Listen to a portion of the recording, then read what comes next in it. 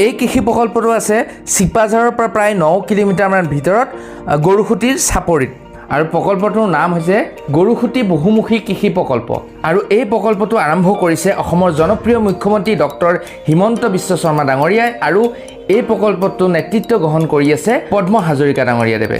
গতিকে বন্ধুসকল, আজি এই ভিডিঅ'টোৰ জৰিয়তে আপোনালোকক যিমানখিনি পাৰোঁ বস্তুসমূহ দেখুৱাবলৈ চেষ্টা কৰিম। লগতে আপোনালোকলৈ এটি অনুৰোধ, আমাৰ এই BHP প্ৰডাকশ্যনৰ চেনেলটো যদি আপোনালোকে এতিয়াও ছাবস্ক্ৰাইব কৰা নাই তেতিয়াহ'লে ছাবস্ক্ৰাইব কৰি লওক আৰু আজি এই ভিডিঅ'টো উপভোগ কৰক। প্ৰথমতে আমি আহি এই গৰু দেখিলোঁ আৰু গৰুৰ বিষয়ে আমি জানো আহকচোন। আমাৰ সৈতে এজন দাদা আছে আৰু তেখেতৰ সৈতে মই কথা পাতিম।